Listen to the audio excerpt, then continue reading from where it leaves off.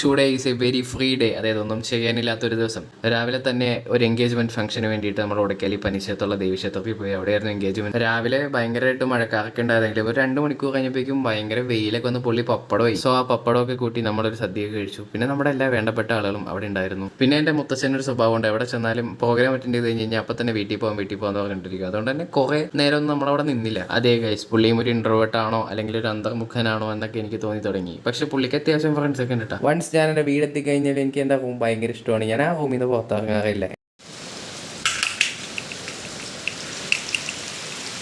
So ഇപ്പോൾ പെയ്യുന്ന മഴയുടെ കാരണഭൂതൻ രാവിലെ കണ്ട മഴക്കാറാണ് എന്ന് ഞാൻ വിശ്വസിക്കുന്നു.